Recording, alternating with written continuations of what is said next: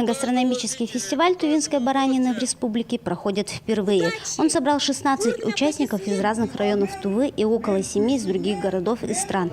Открытие и первый региональный этап фестиваля прошел в местечке Тузбулак.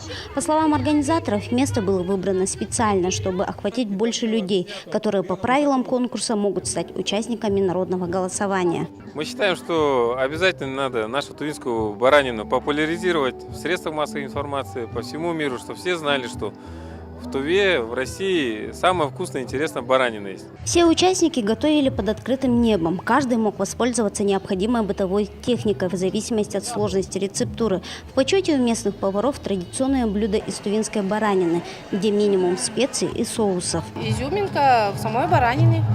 Так как наше мясо самое вкусное по всей России, считается, мы минимально добавляли специи. В основном все естественно, с естественным вкусом. Самые разные блюда, от всеми излюбленного хана до европейской кухни. У кого-то медальоны из баранины с секретным ингредиентом, приготовленные на открытом огне, а кто-то готовит блюда из бараньих ребрышек под названием муфта уренхайской принцессы. Каждый как один утверждает, что жюри не сможет устоять перед нежным и сочным вкусом мяса. Мы готовим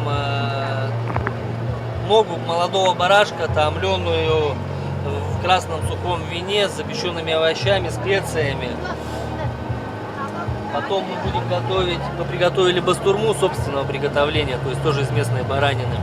Каре ягненка будет у нас в брусничном соусе. И люля-кебаб из баранины. Вот баранину мы томим. То есть вот это блюдо у нас основное на конкурсе. Некоторые из участников отмечают список преимуществ местной баранины. Тувинское мясо отличается по вкусовым качествам в силу удаленности и особенного климата республики и выращивается традиционным отгонным способом, без каких-либо искусственных вмешательств.